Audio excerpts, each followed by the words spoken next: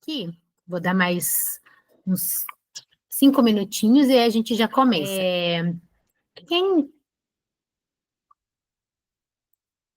Quem aqui já escreveu projetos, né? Já mandou projetos na lei, já tem um conhecimento?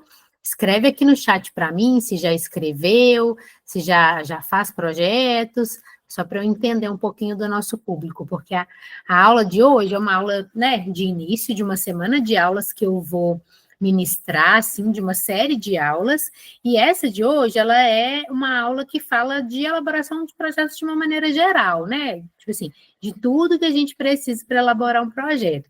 Então, assim, eu sei que tem umas pessoas aqui que eu conheço que já fizeram uns projetos, então vai ser,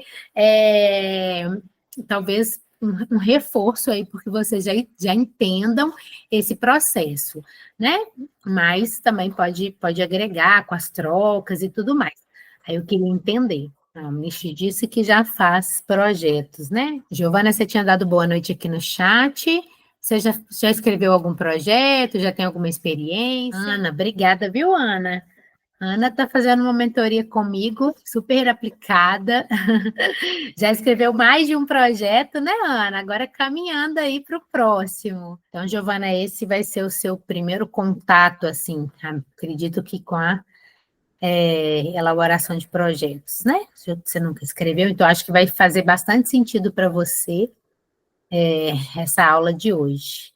Eide Ávila, boa noite. Também nunca escreveu, né? Ótimo. A Giovana e o De Ávila que estão aqui disseram que nunca escreveram, né, projetos, mas vocês têm alguma ideia de algum projeto que vocês já querem escrever?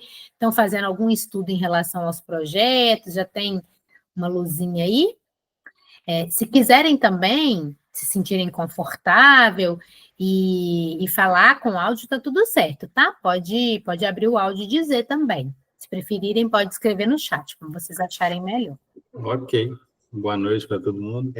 Não, eu tenho algumas ideias, né? Na verdade, de alguns trabalhos que eu já realizo, né? Alguns espetáculos e tal, que eu tenho vontade de fazer, sabe? De aplicar em editais e tal, coisas que eu ainda não... Essa é uma parte que eu ainda não tenho conhecimento. Todos os trabalhos meus que foram aprovados, tive um produtor que teve o trabalho de ir lá e fazer, e eu fui só a parte de atuar mesmo. Uhum. Você é do teatro? Sim, E você fala de Belo Horizonte? sim. Ah, legal.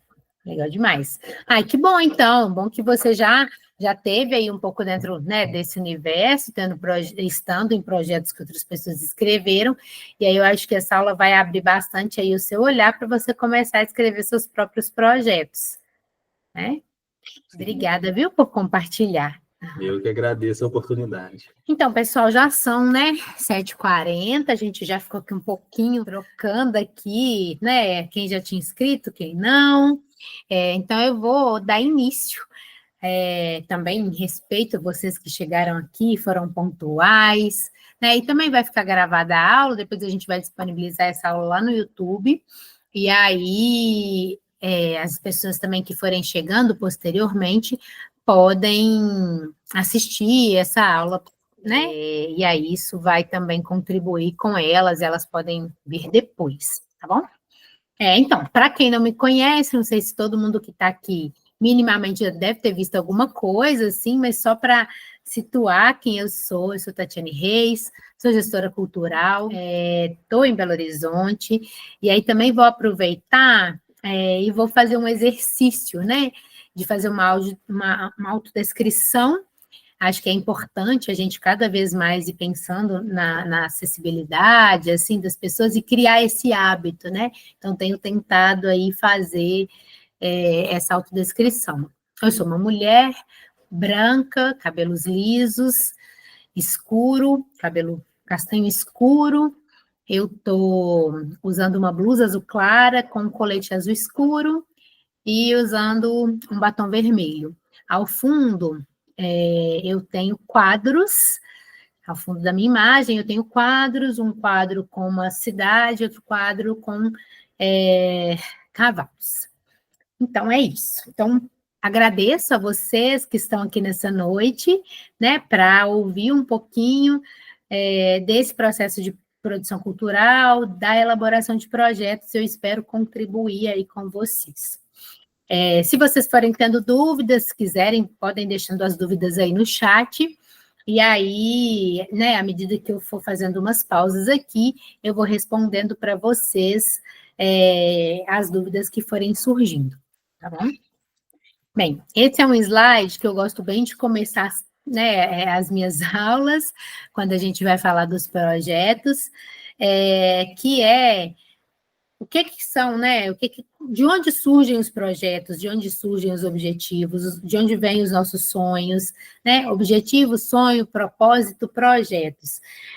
Porque tudo isso faz parte de um desejo da gente de produzir alguma coisa, de fazer alguma coisa, né? De realizar uma atividade, de colocar um sonho, e quando eu falo sonho não é só metafórico, né?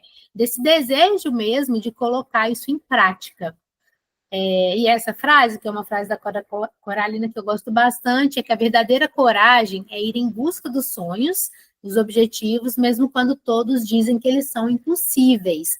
Porque às vezes é isso, né? Às vezes as pessoas desencorajam a gente, falam, ai, esse negócio não vai dar certo, não.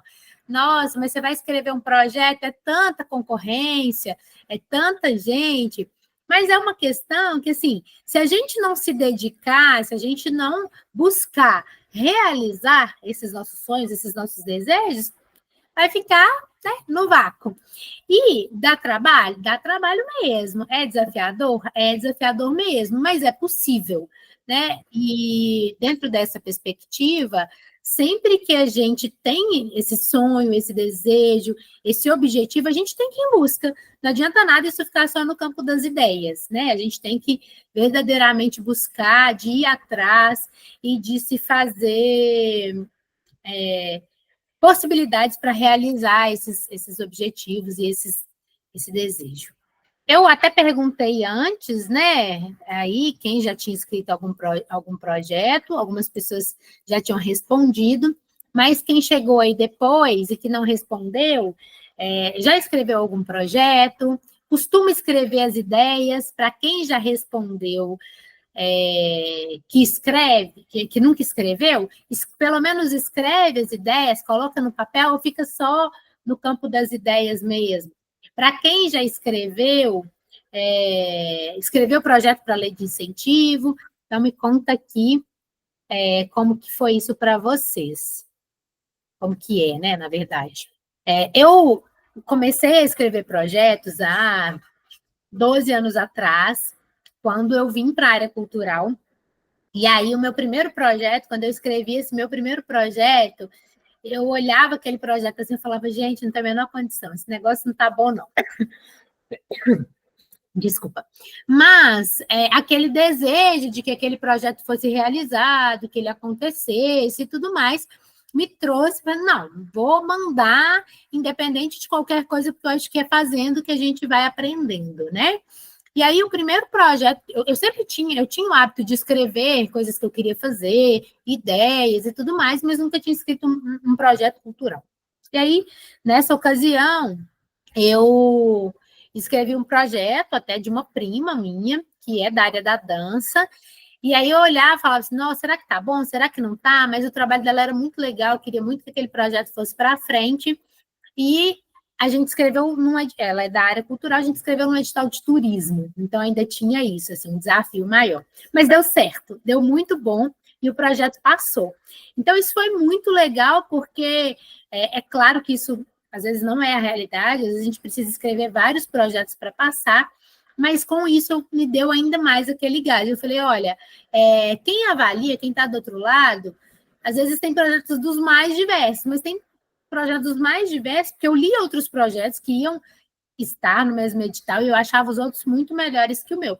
Mas a gente teve a sorte de outros que eu li passar e o meu também passar. Então é isso, eu acho que a gente precisa fazer esse exercício, né? O exercício desse planejamento, de escrever e de colocar os projetos em prática. Bem, todo projeto, né, ele começa com uma ideia, igual, por exemplo, o Dávila trouxe, que ele já participou de vários outros projetos, de outros produtores, e que agora ele está aí querendo fazer os projetos dele, né? Então, com certeza, ele já tem aí a ideia dos espetáculos dele, do que ele quer colocar dentro desse projeto. Então, isso a gente começa a formatar, a criar dessa ideia, a criar uma estrutura, a pensar sobre ela. E aí, quando a gente começa a pensar sobre ela, dentro de uma perspectiva dos projetos culturais, a gente vai pensar num formato. O que é que vai ser esse meu projeto cultural? Ele vai ser uma oficina, ele vai ser uma mostra, ele vai ser uma apresentação, né, um espetáculo, ele vai ser uma feira, vai ser um livro, vai ser um vídeo. As possibilidades são inúmeras. Vai ser um espetáculo de dança, vai ser um espetáculo de teatro, onde que vai ser? Qual que é o ambiente que eu vou fazer esse espetáculo, esse evento? Eu vou fazer ele online, eu vou fazer ele presencial? Quais são os produtos que eu vou ter com esse projeto? Né? Eu vou ter apresentações artísticas, eu vou ter shows, eu vou ter oficinas, eu vou ter lançamentos de livro, eu vou ter documentário. Quais que são os produtos que vão compor esse projeto? Porque o mesmo projeto, ele pode ter diferentes produtos. Né? Então, eu posso ter um espetáculo e dentro desse espetáculo eu ter também uma entrega de uma oficina, uma entrega de um bate-papo. Então, a gente precisa pensar aí o que a gente quer para colocar nesse projeto. Como que vai ser o tempo? Quando que esse projeto vai acontecer? Qual que vai ser a data, o dia, o mês, o ano? É uma data comemorativa? Então, por exemplo, a gente está no carnaval, né? O carnaval bombando na cidade. Então, quantos projetos foram escritos sobre o carnaval lá no ano passado para que vários blocos conseguissem agora estar colocando seu bloco na rua, né? Então, assim, Belo Horizonte cresceu muito, para quem é de Belo Horizonte, assim, sabe o quanto o carnaval aqui se transformou. Vitória, inclusive, produtoraça do carnaval, né, Vitória? Está lá enlouquecendo, fazendo várias coisas no carnaval. Socorro. Oi, Vi? Socorro, para colocar o carnaval na rua é muito desafiador. Jesus tomou conta, né, Tatinha? Eu falo que é um dos projetos, a gente até estava trocando sobre isso, né? Que é um dos projetos mais desafiadores, assim, porque você tem que pensar na estrutura do seu projeto e numa estrutura externa a ele, né? Fora do seu trio, você também tem que pensar várias nuances ali que vão te garantir uma entrega de qualidade. Então, assim, o Carnaval é um projeto gigantesco, feito a muitas mãos, né? Pelos blocos, pelo poder público, enfim. Então, é isso, né? A gente pensar nessa ideia. Então, lá atrás, quem começou o carnaval, como é que surgiu essa ideia? Vamos fazer um bloquinho, vamos reunir os amigos, vamos... Aí, enfim, aí a coisa foi tomando uma proporção, vai tomando... E muitos projetos começam assim, né? Às vezes começam pequeno e vão crescendo, vão tomando corpo e vão aí criando vida. Como fazer da ideia uma ação? Não tem jeito. Se a gente não escrever, não colocar no papel, vai continuar sendo só uma ideia, só um sonho, só um desejo, né? Para que se torne realmente um projeto, é preciso escrever, é preciso colocar, e aí quando eu digo escrever, né, no sentido literal da palavra, digitar. Digitar esse projeto aí no computador, deixar ele salvo no Google Drive, ou fazer para as pessoas que gostam de escrever, fazer um rascunho desse projeto, passar esse projeto. E aí, a partir disso, e pensando quais são as possibilidades, né? Porque o projeto, ele é um instrumento técnico e estratégico, e que ele possui características independente do seu tamanho ou da sua complexidade. O projeto, ele tem uma duração limitada, ele tem uns recursos limitados dentro daquela perspectiva, daquele projeto específico, ele tem uma autonomia e ele tem objetos específicos. Porque mesmo que esse projeto, ele seja um projeto de continuidade, né, um projeto que você começa a fazer e que você tende a dar continuidade nele, digamos assim, por um longo período, mesmo assim, você tem esses momentos de recorte. Então, para essa atividade eu tenho que fazer tal data, então eu tenho um prazo. Para essa atividade eu tenho tanto de recurso, para o projeto inteiro eu tenho X de recurso, né? E a gente tem sempre os objetivos específicos de cada projeto. Um projeto cultural, ele possui o eixo central na cultura. As artes que estão envolvidas, as linguagens artísticas, né? Porque a gente tem projetos fora da área da cultura. E todos os projetos, eles têm esse mesmo formato, assim, né? Independente da área que seja. E na área cultural, o que ele é de diferente é ser o viés cultural, estar inserido dentro da área artística, trazer as linguagens artísticas para dentro desse projeto. Como que a gente faz, né? Dessa ideia, uma ação. Então, aqui tem todas as atividades, o que a gente precisa pensar para desenvolver um projeto. Então, a gente tem que pensar num título, num nome. Como que vai ser o nome desse projeto? A gente tem que pensar na apresentação. Como que eu vou montar essa apresentação? Quais são os objetivos? Por que eu quero realizar esse projeto? Qual que é o objetivo que eu tenho com ele? Quais são as justificativas? Por que eu vou, né? Qual é o porquê da realização desse projeto? Quais são as metas? O que eu quero atingir? Quantas pessoas eu quero atingir? Onde eu quero chegar com esse projeto? Qual que é o público-alvo? Quais são as etapas desse projeto? Qual que é o cronograma dessas atividades? Qual que é o plano de democratização de acesso? Qual que é o plano de acessibilidade? Qual que é o plano de divulgação? Qual que é o plano de distribuição? Um plano de contrapartida? Qual que é a equipe que vai ter nesse projeto? Qual que é o orçamento que a gente tem para fazer esse projeto? Se a gente vai mandar esse projeto em algum edital, para alguma lei, quais que são os documentos que eu vou precisar levantar para mandar esse projeto nessa lei? Documento de identidade, CPF, comprovante de endereço, certidões, né? Municipal, estadual, trabalhista, federal. Como que eu vou comprovar a trajetória dessa equipe que está atuando nesse projeto, com os currículos, com os clippings, com o portfólio?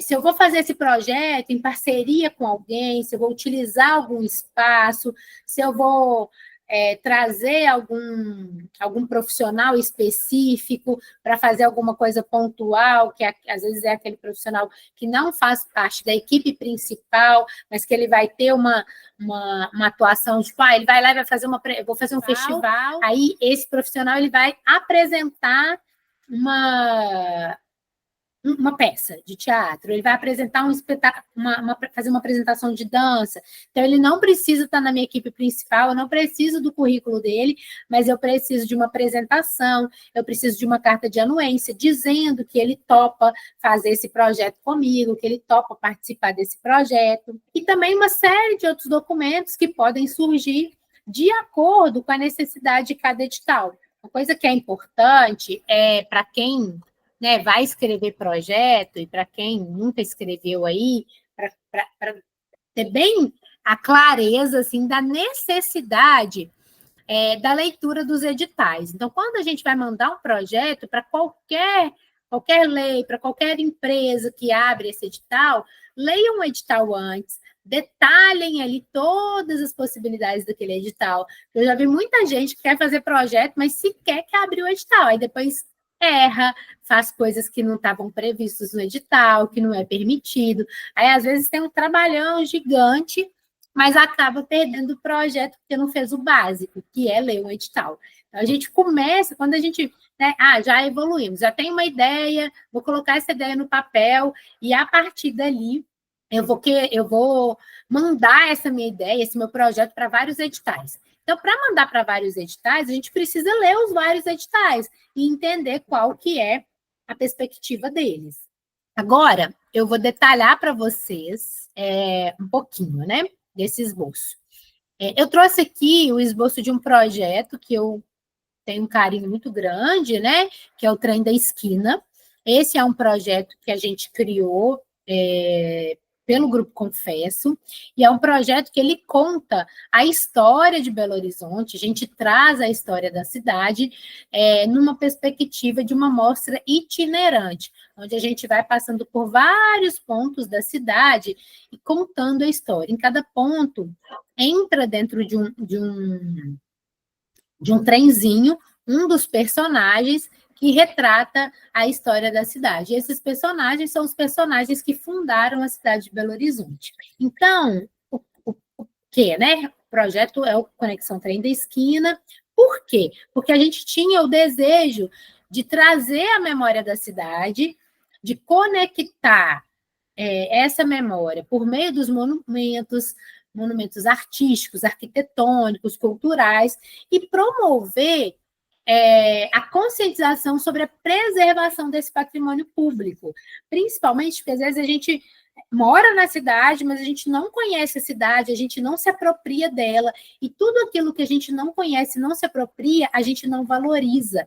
Então, era uma coisa que a gente começou, dentro do grupo, a gente começou a fazer vários projetos pela cidade toda, e aí a gente via que as pessoas não conheciam a cidade, que as pessoas sabiam nada, assim. Então, a gente quis contar, quis trazer essa história de uma maneira lúdica, de uma maneira diferente e tudo mais. E esse projeto acontece, né, em Belo Horizonte, onde? Em Belo Horizonte, no Centro Cultural Venda Nova, no Conjunto Arquitetônico da Pampulha, no Museu Casa Kubitschek. Aí a gente fez um recorte.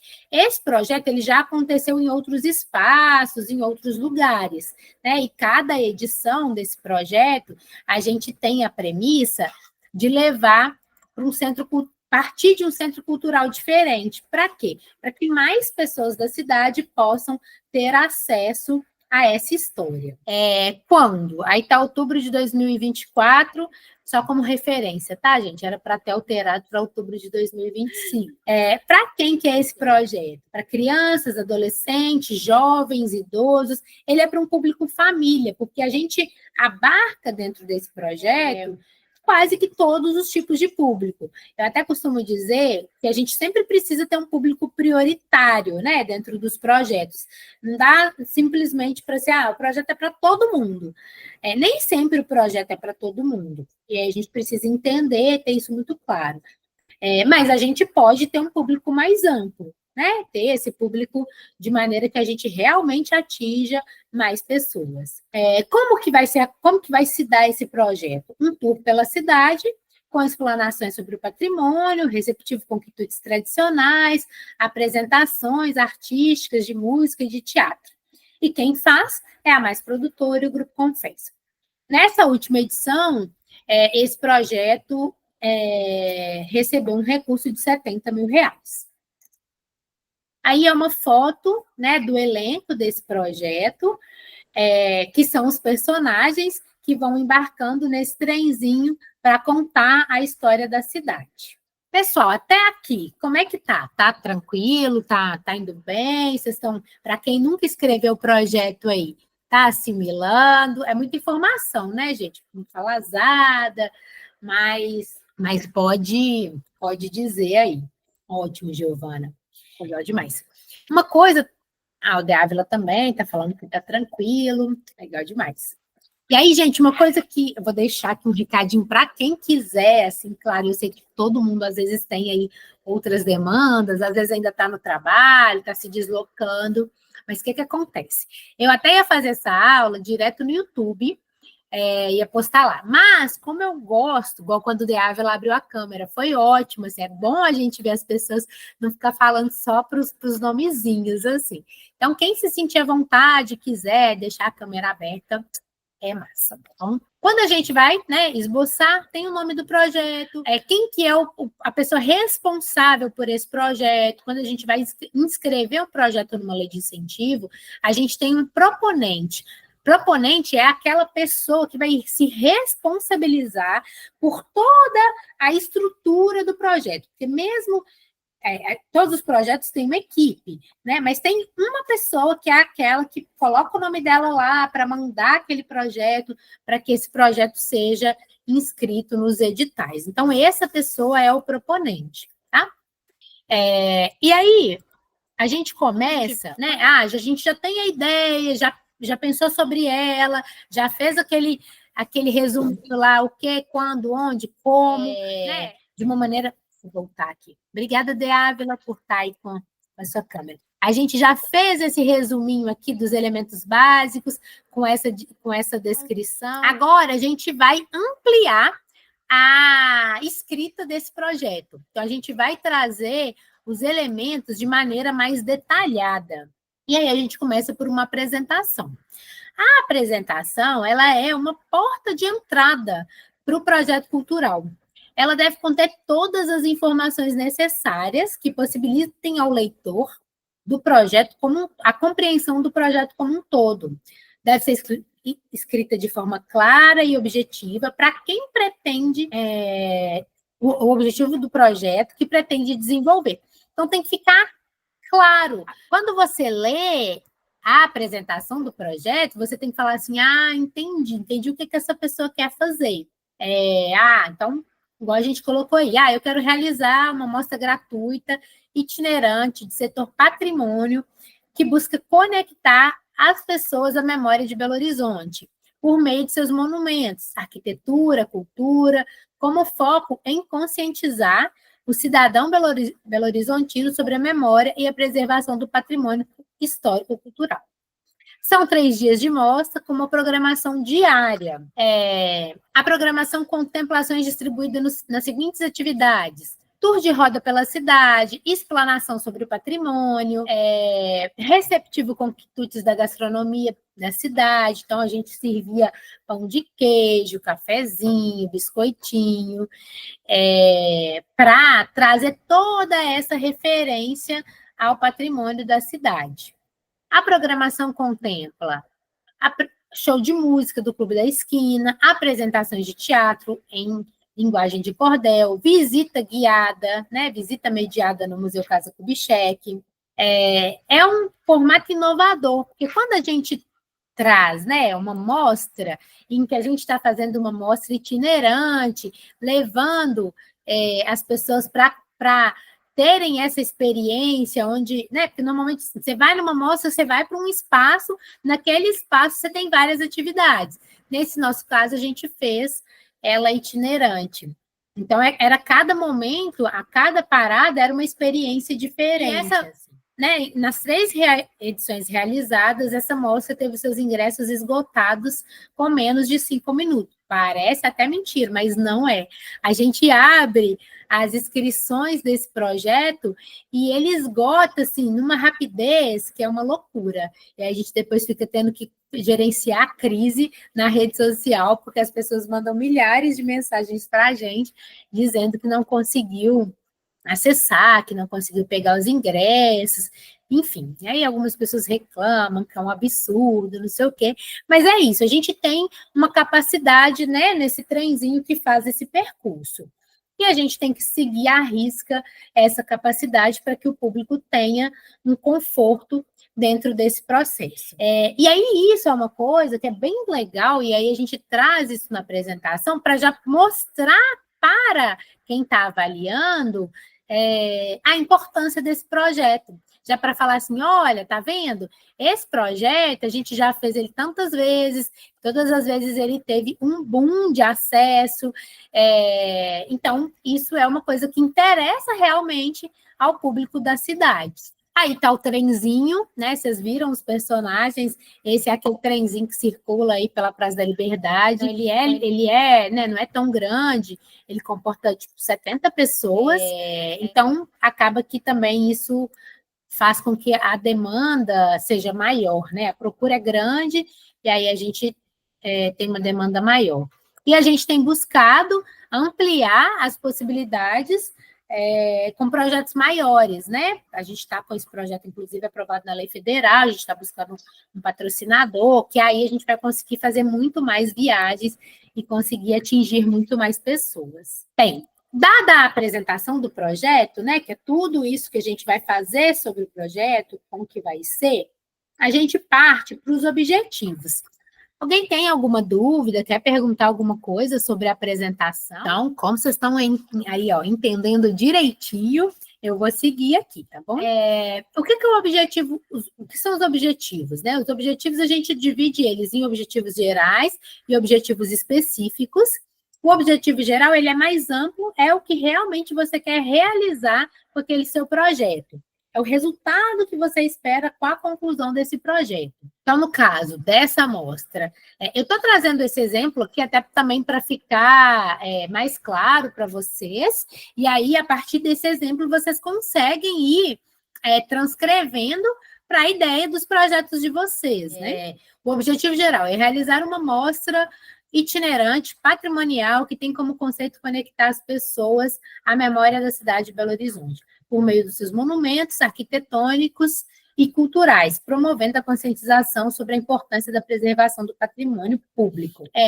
Muitas das vezes, na apresentação, a gente já coloca, né? Muitas vezes a gente coloca o nosso objetivo geral, a gente parte dele para apresentar o projeto, né? Para trazer qual que é a ideia desse projeto.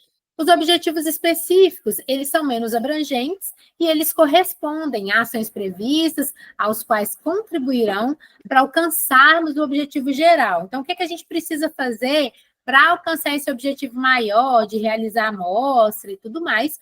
E, além disso, como que a gente também consegue atingir outros objetivos que compõem esse processo? Então, nesse caso, os objetivos específicos, eles são resgatar a memória da cidade por meio do próprio espaço urbano, provocar ao cidadão belo-horizontino o sentimento de pertencimento da cidade, que pulsa a história, estimular um olhar de conscientização do patrimônio sobre os mais diversos, né, patrimônios públicos, oportunizar o deslocamento do público de localidades periféricas e seu conhecimento sobre os espaços da cidade. Então, por exemplo, quando a gente vai lá em Venda Nova, quando a gente vai lá no Barreiro, igual a gente já fez em outras ações, quando a gente vai lá no São Geraldo e faz esse percurso desse público, né, a gente está oportunizando esse deslocamento e esse conhecimento da cidade, que é curioso, assim, como que nas pesquisas desse projeto, muita gente, a grande maioria, não conhecia Pampulha, sabe que existe, mas nunca tinha ido lá. Pessoas que moram em Venda Nova, que passam pela região da Pampulha para chegar no centro, mas nunca tinha ido lá com esse olhar de conhecer aquele espaço, de ter essa vivência, né? Então, a gente tem que buscar esses objetivos para que isso aconteça. Aí é uma foto, né, do elenco lá na Igreja da Pampulha, que é uma das paradas desse percurso. Justificativa. Na justificativa, a gente vai apresentar quais são os motivos que a gente pretende realizar esse projeto. O que torna ele relevante para a sociedade? A justificativa ela tem que ser baseada em argumentos sólidos que convençam o parecerista, quem está lendo o seu projeto, da importância desse projeto. Falar dos méritos, falar do diferencial, falar da originalidade, do ineditismo, da relevância cultural e de quais são os possíveis dobramentos que esse projeto pode. Aí a gente tem, dentro da justificativa desse projeto, por que justifica? Justifica esse projeto a proteção e preservação do patrimônio público, é de fundamental importância para as gerações atuais e futuras, uma vez que esses são também a sustentação da memória coletiva e social, povos e localidades. Mas como impulsionar essa conscientização sobre os aspectos do patrimônio como a população comum? Como ir além do que restringir apenas a um espaço do museu fechado, né? Quais são os principais argumentos que sustentam a importância da realização desse projeto, onde o acesso imediato ao patrimônio público é uma ferramenta de extrema necessidade social, porque quando a gente vai falar de patrimônio público, a gente normalmente precisa de que alguém conte para a gente um pouco mais dessa, né, resgate essa memória, resgate essa história. Então, ao oportunizar o resgate da memória belo-horizontina, a mostra Conexão Trem da Esquina potencializa o vínculo entre o público e a cidade e possibilita que essa população passe a enxergar como sujeito da história, não apenas que possuem direitos, mas também deveres com a sua localidade e os bens públicos. Além disso, o projeto se faz inusitado e inovador por submeter a ideia convencional de mostra, onde o que se discute não é o teor diversificado da obra que compõe a programação, mas a construção de sentido sobre as obras já conhecidas pelo público no seu dia a dia. Por ser executada em trem de rodas, a mostra percorre a cidade construindo sua programação em diversos pontos, potencializando a descentralização e o acesso democrático à cultura. Nesses pontos, patrimônio importantíssimo de Belo Horizonte, até mesmo reconhecido mundialmente como conjunto arquitetônico da Pampulha, são muitas vezes desconhecidos por grande parte da população, por grande parte dos cidadãos, geralmente habitados em regiões mais distantes, mais periféricas. A realização da mostra de forma gratuita,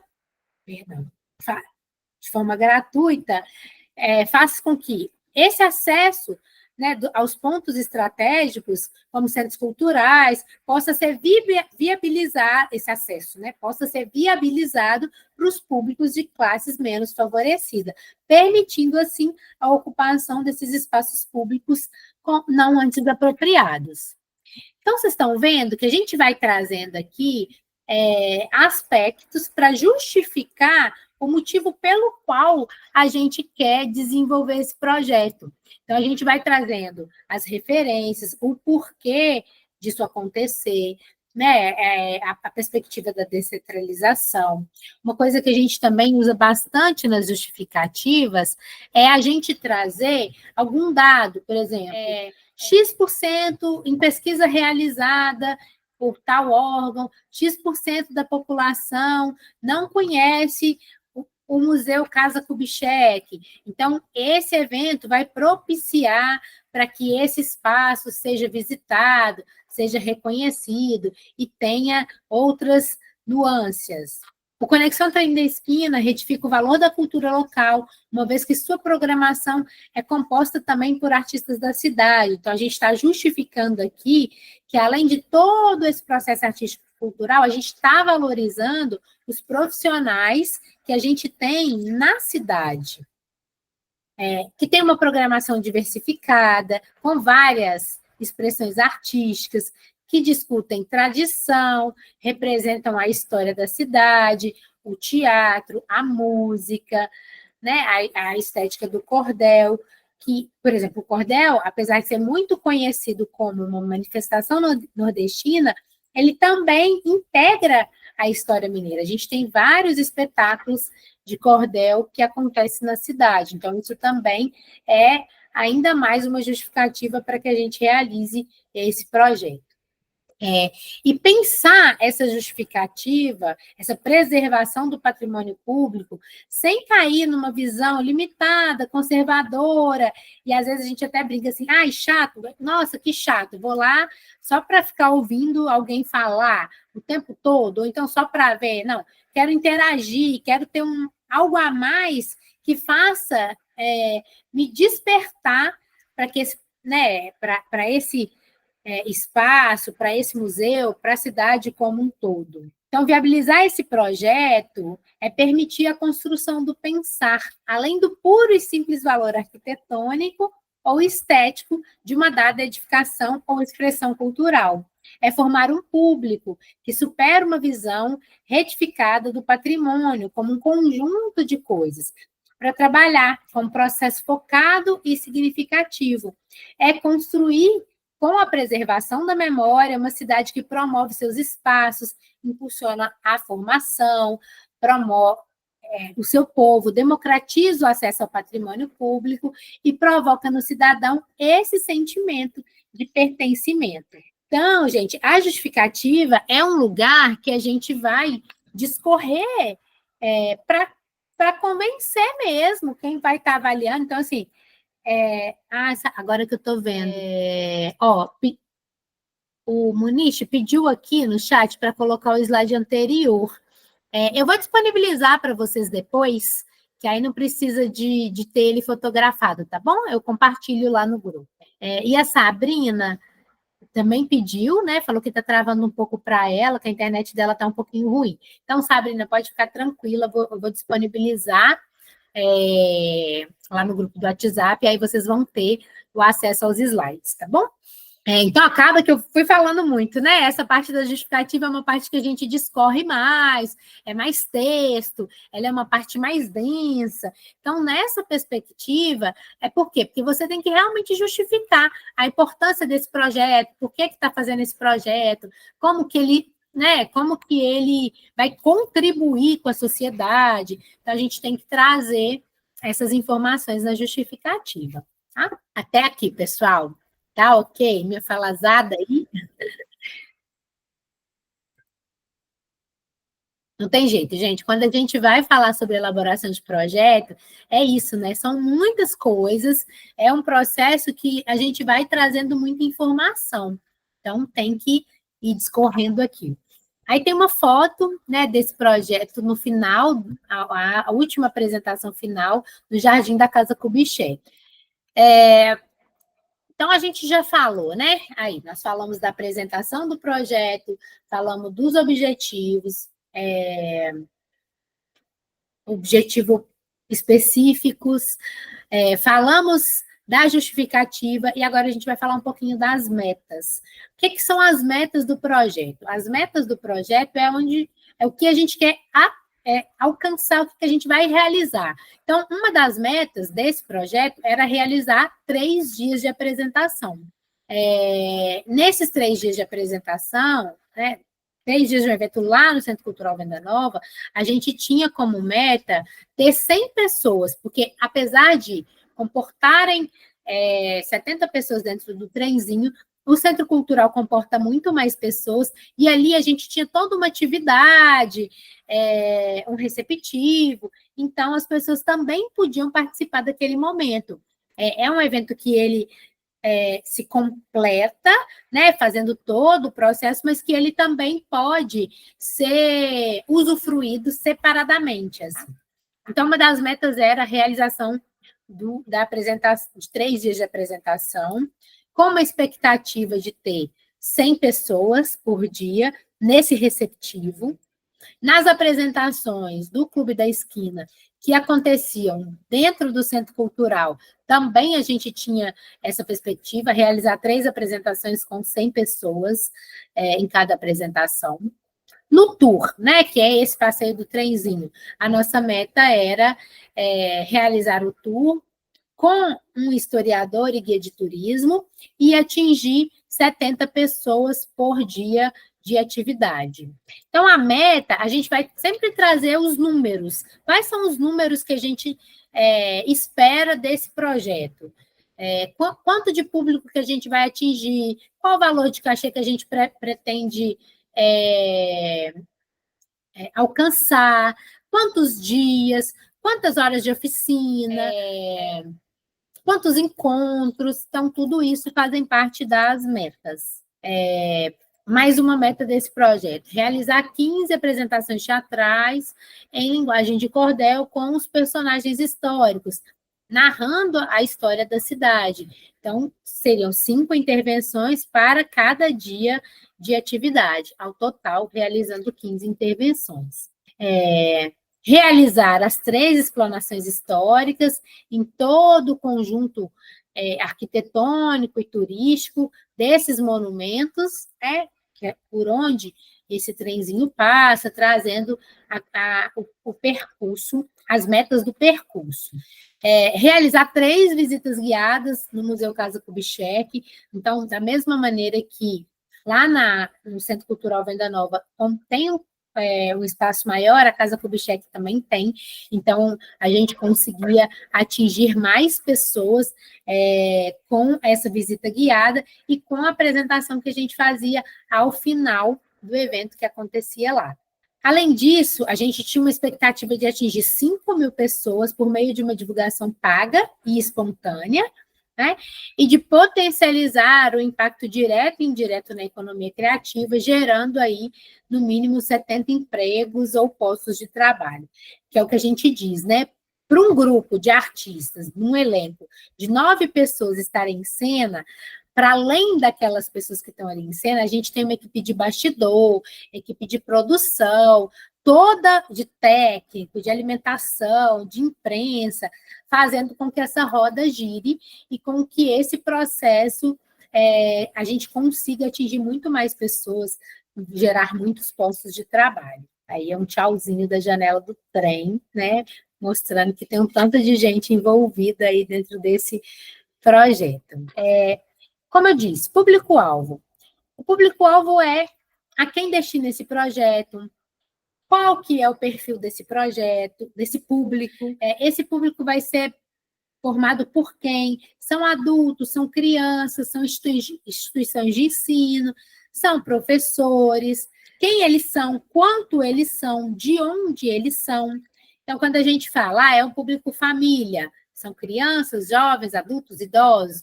Nesse caso, como o trenzinho saiu da região de Venda Nova, moradores da região de Venda Nova, e uma expectativa de atingir ali 100 pessoas por atividade. Bem, falamos aqui agora das metas e do público.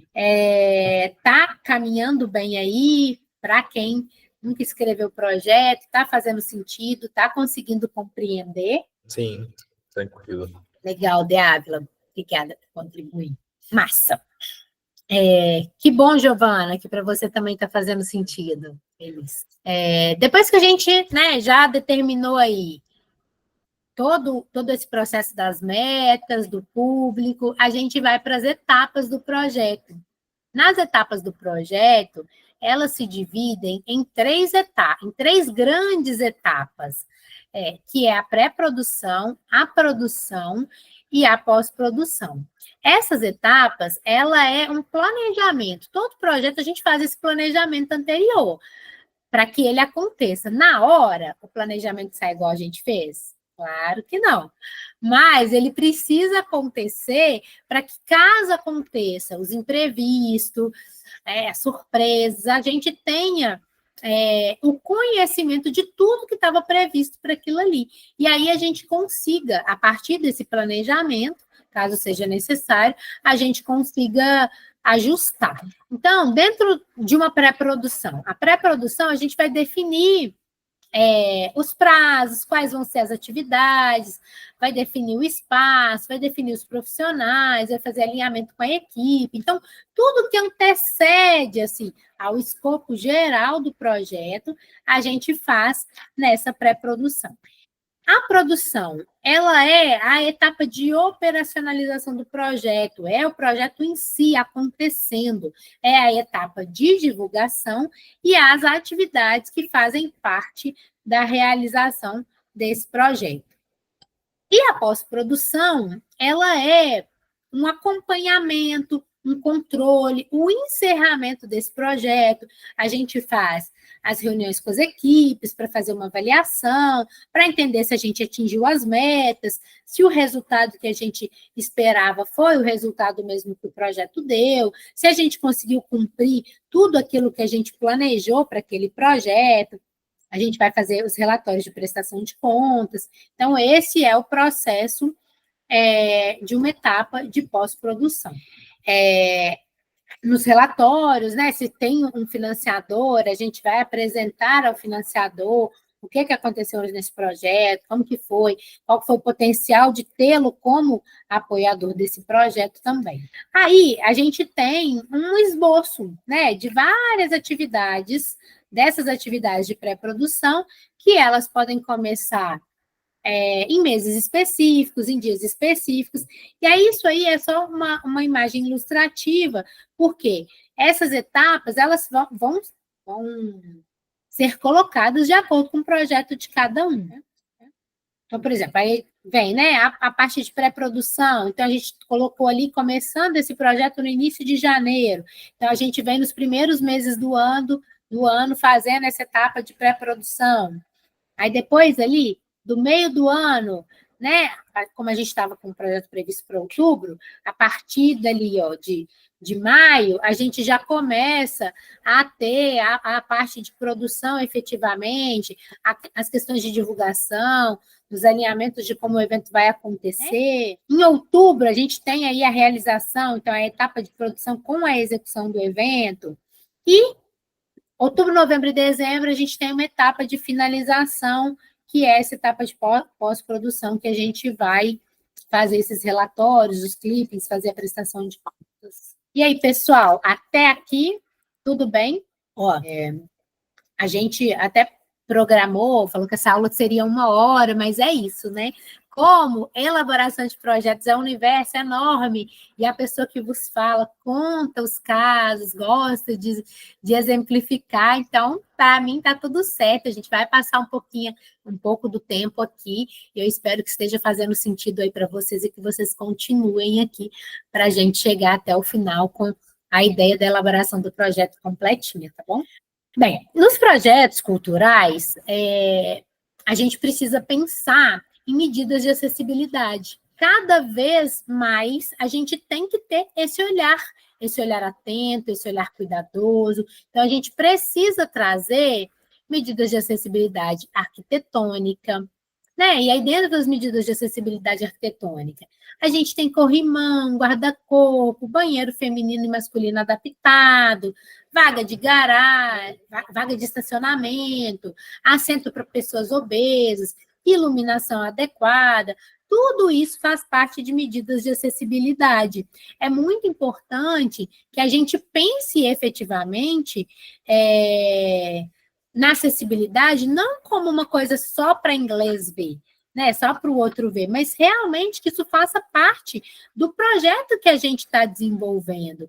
E aí a gente, claro, vai construir a acessibilidade de acordo com as possibilidades que a gente tem, do espaço, do tipo de atividade que a gente vai propor, né? Então, como que vai ser essa atividade, o que vai ter nessa atividade, qual é o tipo de acessibilidade que eu vou ter que incluir nessa atividade. Hoje, né, se fala muito também da acessibilidade comunicacional, que é a língua de sinais, o braille, a comunicação tátil, uma audiodescrição, igual eu comecei, apesar da gente não ter aqui uma pessoa que precisasse dessa acessibilidade, mas para um exercício eu abri a aula, né, fazendo uma autodescrição da minha pessoa. Então, a gente precisa ter esse olhar, as legendas. Então, se a gente vai postar um vídeo, se a gente coloca uma legenda, se a gente está usando uma linguagem simples, se o texto é um texto adaptado para a tela, para que os deficientes visuais consigam ter acesso a esse texto, e outras acessibilidades que a gente pode incluir.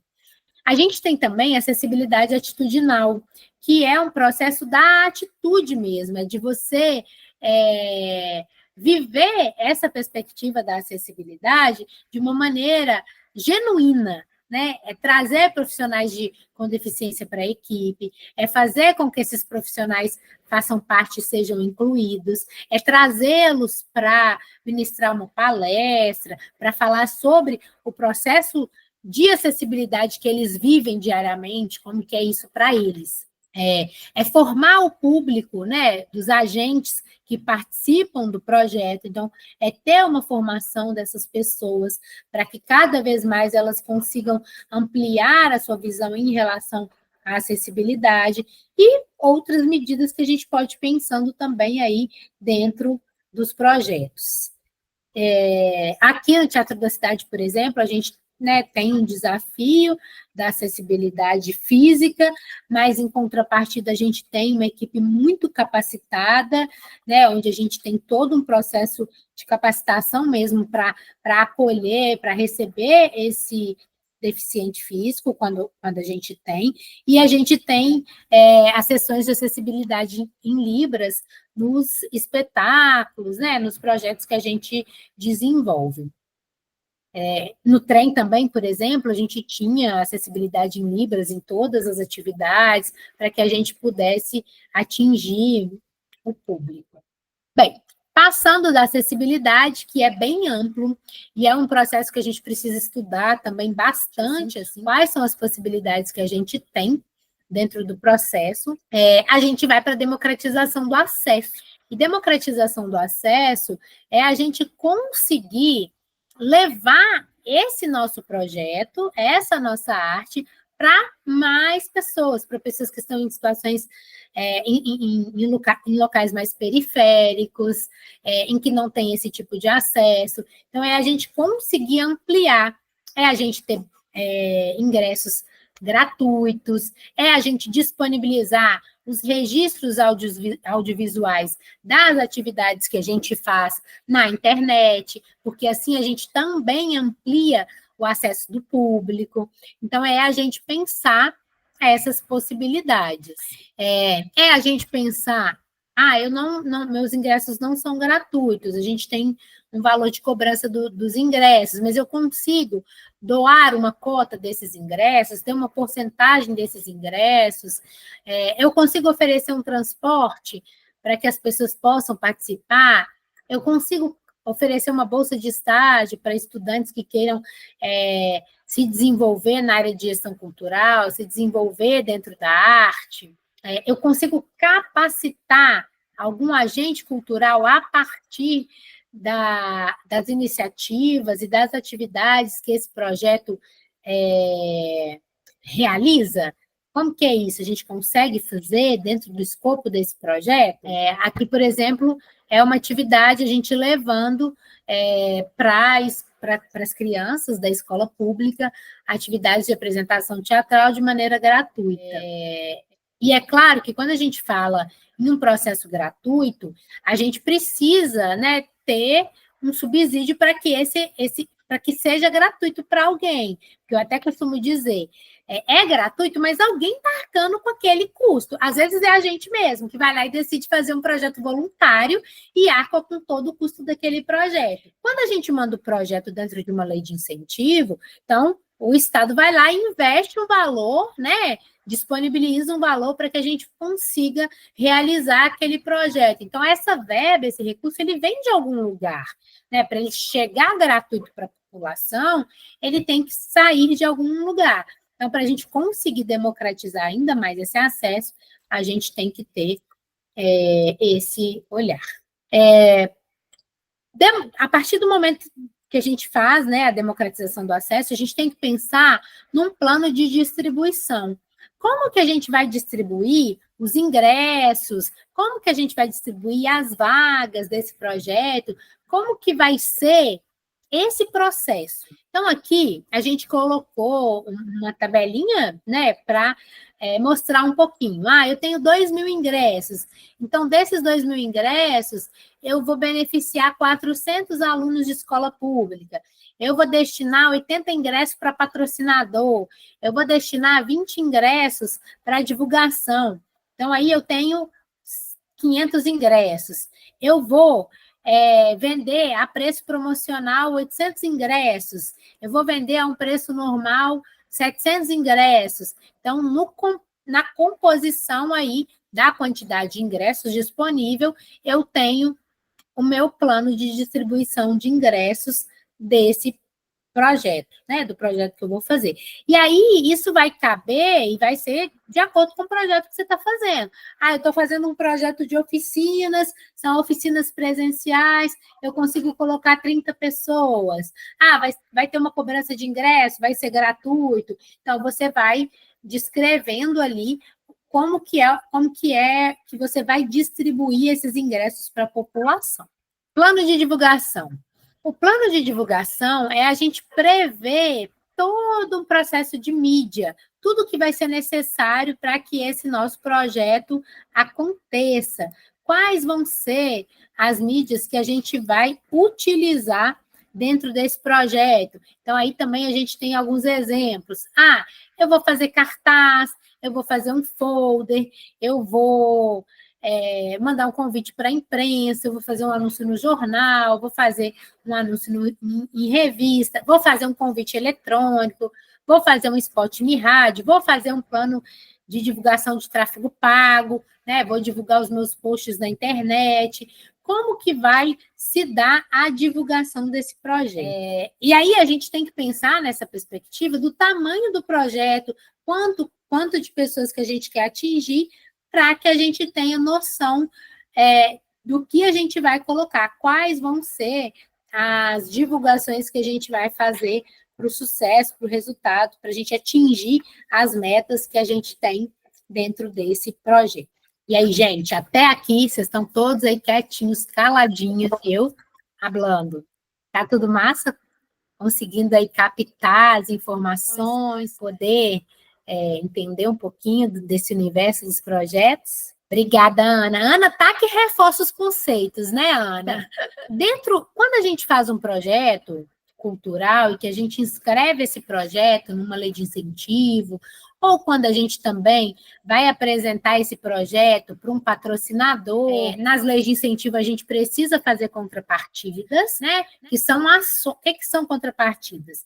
São ações que a gente dá de retorno por ter recebido aquele recurso, por ter recebido aquele incentivo, para o patrocinador também. Então, por exemplo, a gente tem um patrocinador de um espetáculo, e aí a gente fornece como contrapartida cortesias de ingresso, uma sessão exclusiva para que esse patrocinador ele possa levar os funcionários dele, as contrapartidas de imagem, uso da logomarca, né, nas peças de divulgação, como eu disse, o acesso gratuito.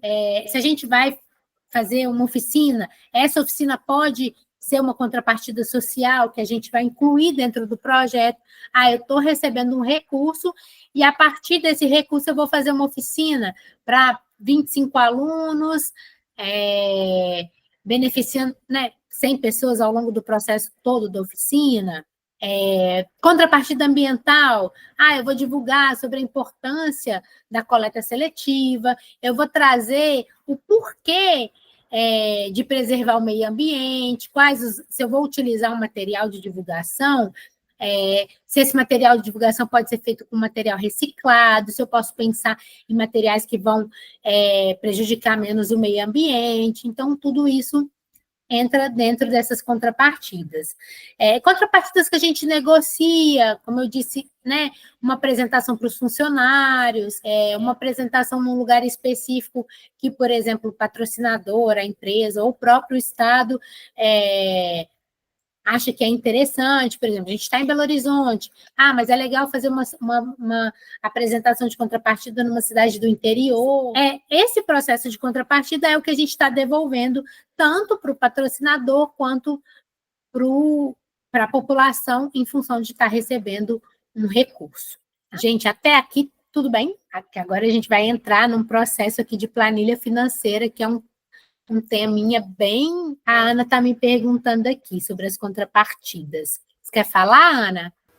Não, Tati, eu ia te perguntar isso mesmo, se as contrapartidas, elas são inclusas na planilha orçamentária ou elas são extras? Então, Ana, depende. Isso vai depender do edital e de como ele diz sobre. Por exemplo, a gente está com o edital da Lei Municipal aberto.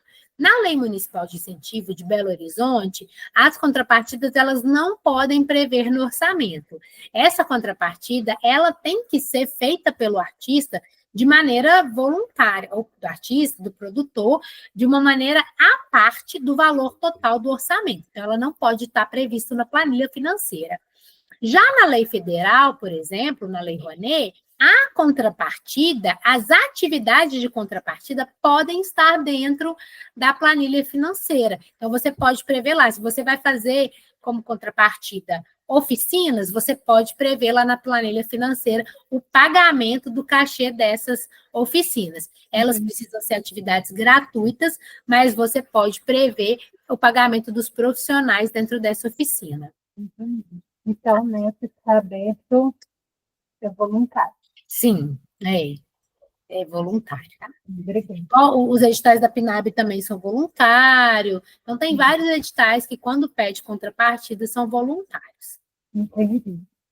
Tá? Aí, por isso, né, ainda mais a importância da leitura, do edital, tudo mais. Obrigada, então. De nada.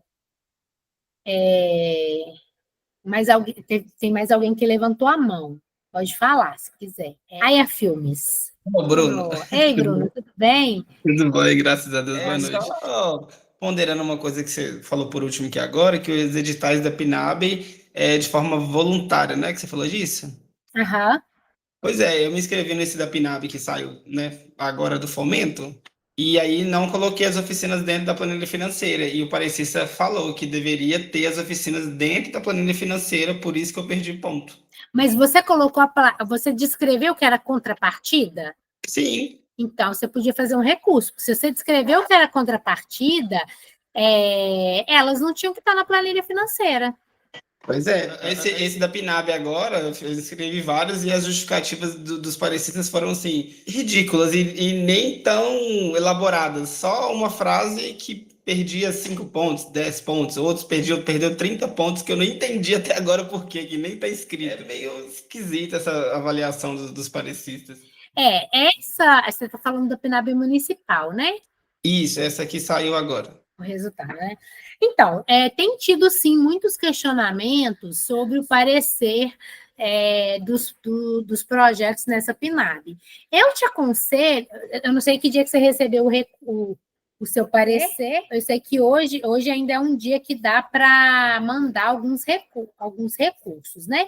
Eu aconselho você a mandar um recurso, questionando mesmo a opinião e o que o parecerista colocou e que você não concorda, sabe? Sim, eu já fiz isso na hora, já fiquei pé da vida e já soltei o verbo lá na forma clássica, claro. Então, isso é importante mesmo, assim, é importante enxergar a ponderação, e se a gente não está de acordo com o que é previsto ali, a gente tem que questionar mesmo, né? E esse momento, né, do recurso, ele está justamente para isso. O Muniz até colocou aqui, PNAB é lei federal, administrado por municípios e estados. Sim, é porque a gente até está dizendo da PNAB municipal de Belo Horizonte, que trouxe, né, que saiu o resultado, que foi lançado o edital o ano passado, e trouxe o resultado agora, o resultado preliminar, e a do Estado fechou no início agora de fevereiro, né? E nelas a gente não tinha que colocar como valores nas contrapartidas, né? E quando eu citei aqui sobre a lei federal, citei sobre a lei Rouanet, que na lei Rouanet você pode descrever lá, dentro da planilha de custos, os valores que você vai pagar para os profissionais na contrapartida. Espero que tenha ficado claro aí para vocês. Oi, Bruno, pode falar. Eu esqueci de abaixar a mão, desculpa. Tá, teve mais alguém que levantou a mão. Tati, fui eu, Tatiane. Sim. Não, é só porque a PNAB ela não segue a regulamentação do município ou do estado, tá? Ela segue uma orientação específica. Então, tem que ver no edital o que pode e o que não pode. Porque, por exemplo, pelas leis do município, eu sou do Comuc, Uhum. eu estou na cadeira do teatro. Pela lei do município, tudo que é edital do município, eu não posso concorrer, mas a PNAB eu posso. Aham. A PNAB é um dinheiro federal e o município administra.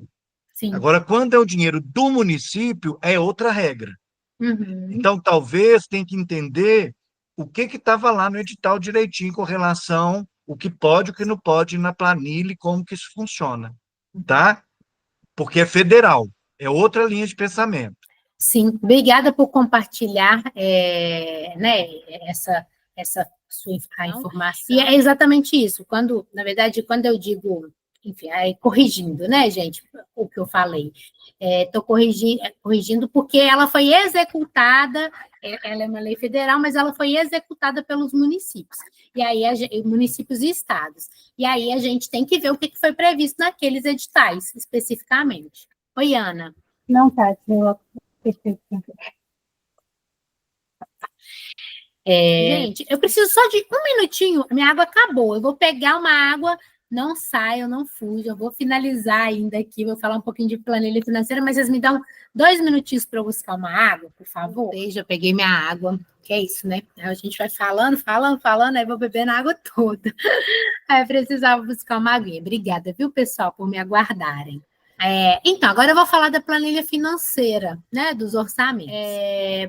Trata-se do plano financeiro no qual a gente vai apresentar os custos, os valores desse projeto que a gente pretende, né, as despesas desse projeto que a gente pretende realizar. Aí aqui tem um modelinho, né, de planilha, é isso, assim.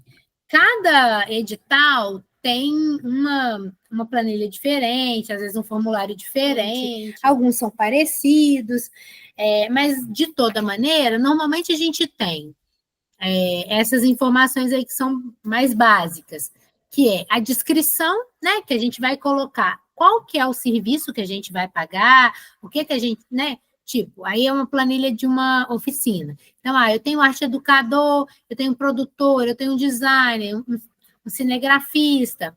A unidade que vai ser cachê, serviço, mês, diária, unidade, tipo assim, unidade, até fica redundante, né? Unidade, mas quando a gente às vezes vai falar de material de divulgação, por exemplo, flyer, então a unidade do flyer é a unidade mesmo, a quantidade é quantos flyers a gente quer fazer, a ocorrência é quantas vezes a gente vai fazer aquela determinada atividade. Então, por exemplo, eu vou pagar, eu tenho um arte educador em que ele vai fazer 4 dias de aula, por exemplo. Eu tenho um produtor e que eu vou pagar para ele durante todo o período das oficinas uma única vez. Não vou pagar por diária, vou pagar por um serviço, por um serviço fechado, né? Então, isso vai variar, né, de edital para edital, de projeto para projeto, e aí vai entendendo essas perspectivas. Mas a linha de raciocínio é a mesma para qualquer um dos editais. E aí tem o valor unitário e o valor total para você chegar dentro do valor do seu projeto. Uma perspectiva importante aqui, né, na planilha de custo, é você ter uma referência, buscar referências do mercado, né? Se você está começando, se você nunca escreveu um projeto, então é fazer alguns orçamentos, é entender com as pessoas se o valor que você, né, pensa em pagar, se é ok, entender o custo total, o valor total disponível para aquele tipo de projeto, para aquela linha de projeto. Então, se o projeto tem um valor de 100 mil reais, então você tem 100 mil reais, que você pode, até 100 mil reais você pode fazer o projeto. Então, aí você tem que dividir esse valor entre todas as atividades que você vai precisar no seu projeto. Então, tem que ter esse olhar, tem que entender tudo, tipo assim, colocar tudo que eu preciso é isso. Às vezes, dependendo da verba, não dá para pagar tudo que a gente precisa. Aí, às vezes, a gente precisa fazer algumas parcerias, fazer algumas permutas, né? E buscar alternativas de executar o projeto exatamente como a gente deseja, né? Nessa execução. Planilha de custo é uma coisa que as pessoas sempre têm muitas dúvidas. Oi, Ana. Como que eu fico sabendo certinho as porcentagens? Eu não entendi, Ana. Como que eu fico sabendo certinho as porcentagens? Por exemplo, agora eu já sei, você, minha mentora, me explicou que... Ana, o seu áudio falhou. Eu não te ouvi. Está conseguindo me ouvir melhor agora? Estou, agora sim. Sim. Então, eu perguntei como que eu fico sabendo certinho as porcentagens, igual você me explicou. Por exemplo, a coordenação geral recebe 25% do valor total do projeto. Elaboração, 5% a 10%. A gestão do projeto, eu colocaria quanto? De 10% também? 20%. Então, Ana, essas porcentagens vai depender. É claro que existe aí, né? Por exemplo, a gente tem 10% de captação, 5% de elaboração, X% de, às vezes, contabilidade, mas a gente precisa entender o valor total do projeto e ver no edital também o que prevê. Por exemplo, tem editais que permitem pagar 20% para um coordenador geral, para um mesmo profissional.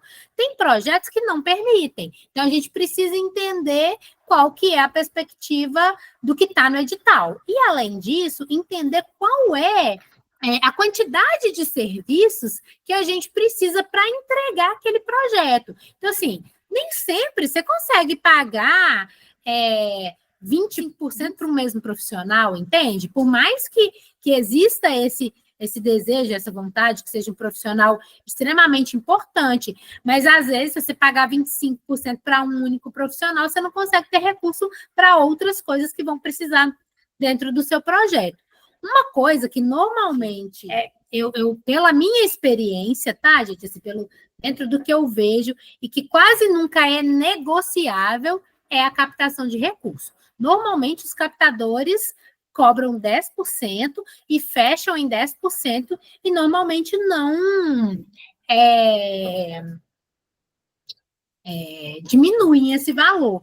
Mas as outras atividades, normalmente, existe uma conversa, sabe? Porque nem sempre você consegue atingir o máximo, assim, para aquela função. E aí é um processo mesmo de entendimento, de aprimoramento, de trocar com a equipe que você vai colocar para desenvolver o projeto. Entendi. Mas, assim, eu posso não seguir, eu posso pegar essas porcentagens e ir remanejando em cima delas? Pode, claro, pode sim. Sim. Igual você falou que nem sempre eu vou conseguir os 25%, os 10%, mas eu posso começar em cima dela e ir remanejando o valor. Sim, sim. Aí, por exemplo, alguns projetos, né? Você tem lá custo de administrativo, que é no máximo 15% sobre o valor do projeto, custo de divulgação, que também é no máximo 15% sobre o valor do projeto.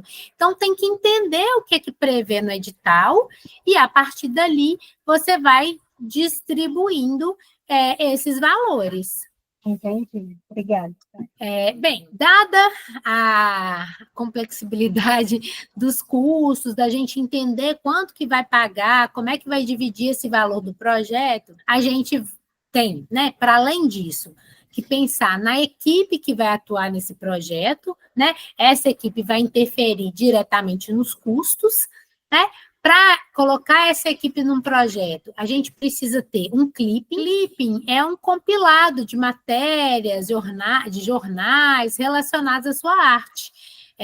Coisas que às vezes saem na imprensa sobre o seu projeto. Portfólio. Portfólio é uma compilação de todos os seus trabalhos artísticos. Então, são as fichas técnicas, é onde apareceu o seu nome, né? O material de divulgação que saiu o seu nome. E currículo é o descritivo, é o detalhamento de todas essas atividades que estão aí na ficha técnica. Então, assim, no meu currículo eu vou colocar produção executiva do projeto Conexão Trem da Esquina, diretora executiva do Teatro da Cidade, produção do espetáculo de dança Marias, atuação no espetáculo XYZ. Então, isso você vai descrevendo no seu currículo.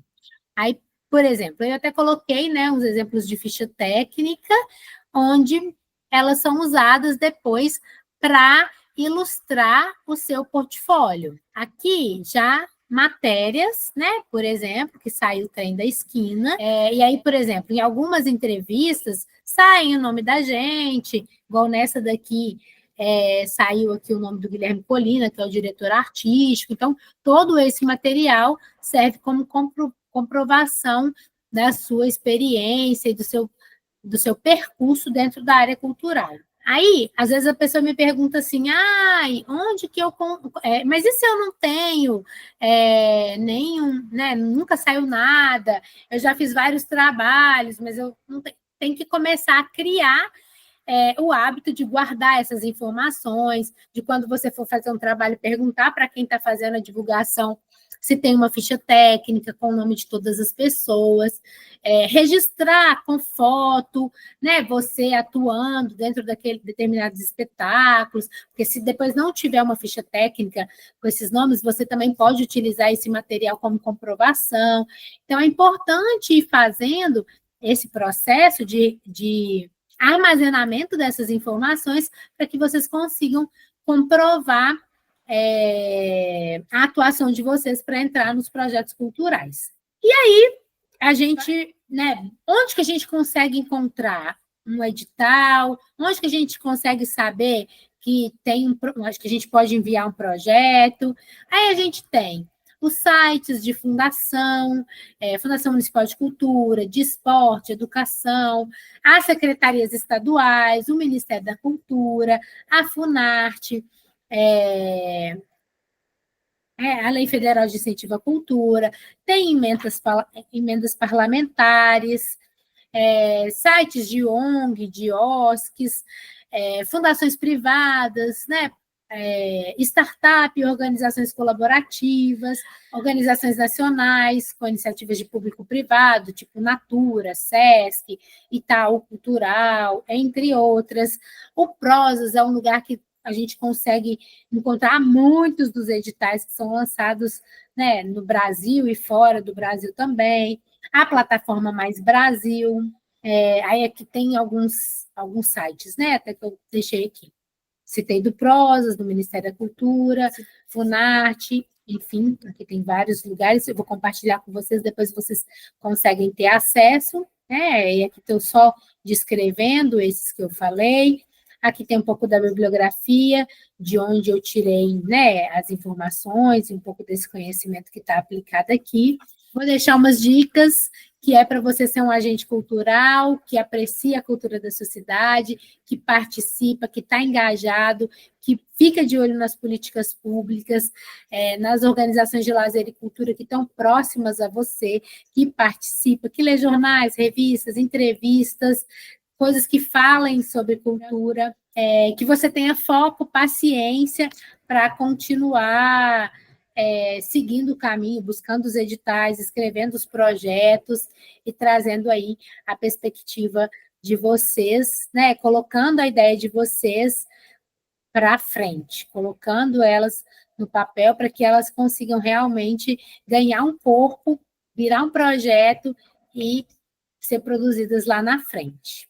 Pessoal, aqui tem alguns links também, né, algumas indicações de alguns Instagrams para seguir, que divulgam também coisas sobre projetos, e é isso. Por hoje é uma aula, né, mais rapidinha, a ideia aqui era mesmo fazer um panorama geral da elaboração de projetos, trazer para vocês um pouquinho desse universo. Eu estou aberta para que vocês, né, quem quiser, se tiver mais alguma dúvida, quiser esclarecer alguma coisa, eu estou aqui para dizer para vocês, tentar esclarecer para vocês. Obrigada, Ana, pelas reações, obrigada por participar.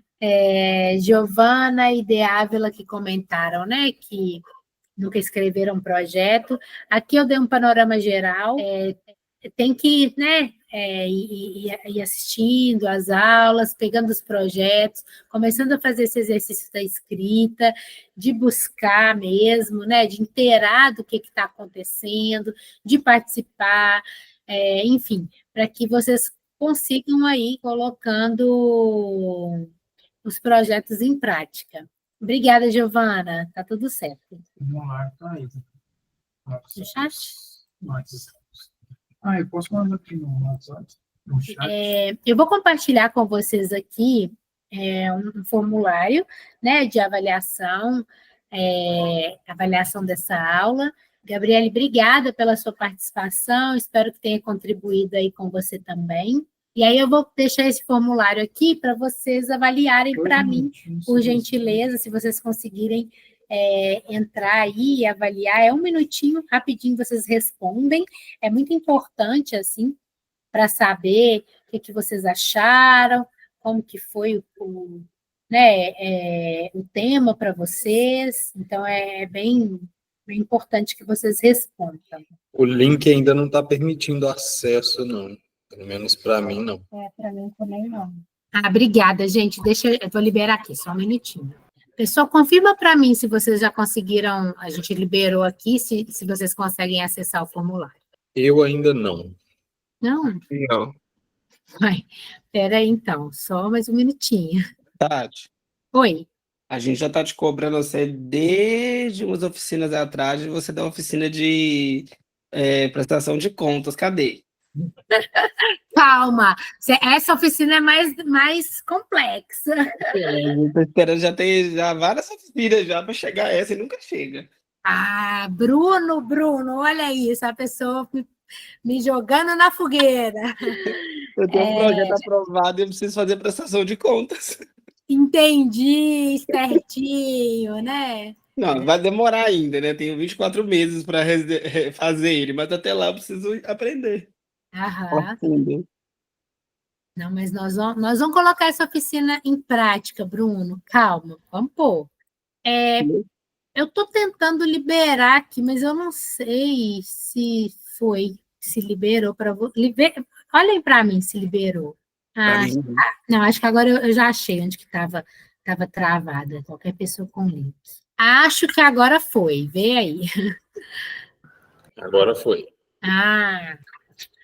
Tava só um negocinho lá que tinha que liberar qualquer pessoa com link. Mas, Bruno, é porque essa oficina eu preciso estruturar ela melhor, né? E prestação de contas, ela varia bastante de edital para edital, então eu preciso fazer ela com mais calma, sabe? E aí eu vim porque nem é tanto tempo assim não, viu, Bruno? Eu vim fiz a oficina que você participou em novembro, aí eu vim de um dezembro lotado de evento, janeiro e fevereiro lotado de campanha de popularização, agora que eu vou conseguir centrar e pensar no planejamento de outras atividades. Tá tudo certo, eu tava só brincando mesmo, porque realmente é importante essa parte dos finalmente, né? Fazer a elaboração toda, depois a execução e a prestação. Você já está executando, né? Uai, o dinheiro caiu semana passada, né? Agora que eu vou iniciar. Que bom. É isso. Ordem número 1 da prestação de contas. Faça tudo com muito critério, muito organizado. Não pague nada que não esteja devidamente lançado na sua planilha financeira e crie uma pastinha para você deixar tudo nessa pastinha, para facilitar a hora da prestação de contas. Isso aí tá bem claro na minha cabeça. Só que como eu vou ter que reorçar tudo de novo, né? Que eu reorcei há 1 ano atrás, talvez alguns valores possam mudar e eu vou ter que fazer pelo menos uma readequação, que agora são só 3, né? Não são 5 mais. Uhum. Mas é normal, normalmente a gente tem que fazer uma readequação, né? Aí é concentrar, sabe? Eu acho que o grande gancho da readequação é a gente conseguir concentrar, porque às vezes a gente quer fazer picadinho, mudou uma coisinha, a gente quer fazer, não. Tipo assim, entende aquilo ali e concentra para conseguir fazer só 3 mesmo. Mas dá para fazer. Eu queria até fazer uma pergunta rápida. A minha planilha de execução estava começando a ser feita desde o dia 11 de janeiro. Só que como o dinheiro caiu agora, eu vou começar a partir de agora. Eu preciso mexer nessa parte aí de execução enquanto dar prestação para a prefeitura ou só iniciar mesmo? Não, de 11 de janeiro para agora, isso é só uma planilha, um cronograma físico, né? E se você não for ultrapassar o seu período total no seu cronograma, aí não precisa não. Agora, se você, no final, você for precisar de mais tempo para executar, aí você precisa fazer. Não, meu evento vai ser feito no mês 7 agora e a prestação no mês 8, que eu vou escrever ele de novo para o ano que vem. Eu vou fazer eles todos em 6 meses. Isso aí.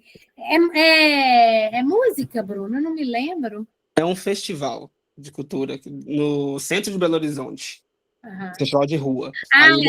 No Viaduto Santa Teresa, não é? Isso, exatamente. Tá vendo? Tô com uma memória boa. O Muniz que estava aí, eu já trabalhei com o Muniz, a gente faz parte da mesma instituição que a Celos, que põe a parada na rua. Que coisa boa. Legal. Demais. Não, eu acho chique quando eu tenho alguém dos conselhos participando de uma oficina minha, eu falo, gente, povo chique. E o Muniz é muito importante e super inteligente. Uhum, legal demais. Eu quero fazer na aula de segunda-feira que vem, eu estou pensando em fazer a aula sobre o edital da lei municipal, esse que está aberto. Legal, eu quero saber muito sobre. Acaba que os editais da lei municipal, mesmo que eles tenham uma similaridade, né? Mas é sempre legal a gente estar engajado e entendendo mais a fundo assim, do edital. Né? Ó, gente, acho que vocês devem já ter respondido aqui. Se vocês tiverem alguma dúvida, ainda posso responder. Caso não, nós vamos ficar por aqui e finalizar essa aula de hoje. E aí depois eu vou divulgar lá no grupo. Né? A gente vai divulgar a aula da próxima semana, mas que é bem provável que seja sobre o edital da lei municipal. Aí, ótimo, tá. Eu tô com uma dúvida. Oi, Ana. Ótimo, porque eu tô com uma dúvida mesmo. Ah, ótimo. Pessoal, então é isso. Acho que por hoje ficamos assim. Oi, alguém me chamou? Eu acho que ela falou que tá com uma dúvida, pelo que eu entendi. Ah, mas você quer esclarecer agora, Ana? Não. Não? Ah, então tá. Então por hoje é isso. Muito obrigada mais uma vez a vocês que ficaram aqui até o finalzinho comigo, né? Quem quiser aí convidar os amigos para entrar no grupo, outras pessoas que fazem parte aí da sua rede de amigos da área cultural, convida lá para ter outras pessoas participando na próxima aula e mais pessoas também conseguirem aí se adentrar nesse universo dos projetos. Tá bom? Muito obrigada, gente. Quero você. A próxima. Vou planejar, tá, Bruno? Deixa comigo. Vai sair essa oficina. Ansioso. Boa noite. Tchauzinho, boa noite. Obrigada. Obrigado.